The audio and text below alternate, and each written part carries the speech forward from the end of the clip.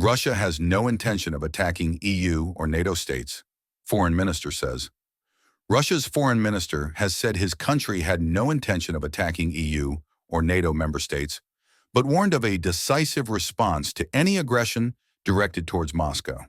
In a wide-ranging speech delivered at the UN General Assembly on Saturday, Sergei Lavrov said threats against Russia by Western countries were becoming increasingly common. He also took aim at Israel, saying that while Russia condemned the 7 October 2023 attacks by Hamas, there was no justification for the brutal killings of Palestinians in Gaza or for plans to annex the West Bank. Israel has previously said its Gaza operation was necessary to defeat Hamas. At least 65,126 people have been killed by Israeli strikes, according to the Hamas-run health ministry, while about 1,200 people were killed and 251 others were taken hostage in the 7 October attacks. He decried Israeli aggression towards other countries in the Middle East, which he said threatened to blow up the region. Israel has used its mission to eliminate Hamas to justify airstrikes on other Middle Eastern countries, including Qatar.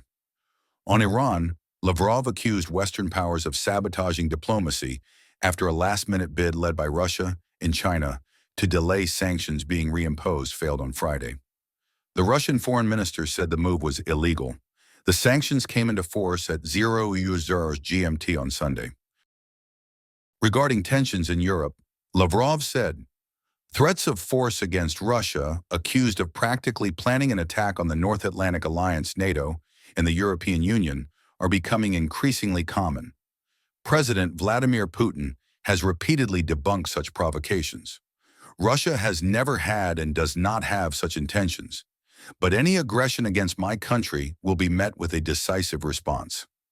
Moscow has denied responsibility after Denmark said drones were flown over its airports in a coordinated incursion into its airspace.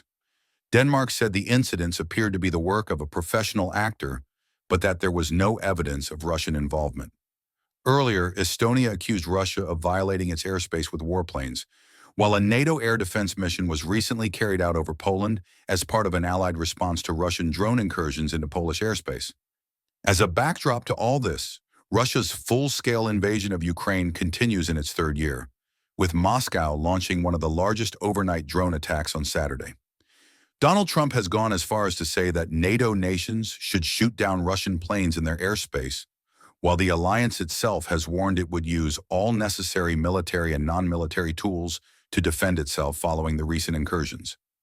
Trump has also appeared to shift his position on Russia's war with Ukraine, saying this week that Kiev could win all of Ukraine back in its original form.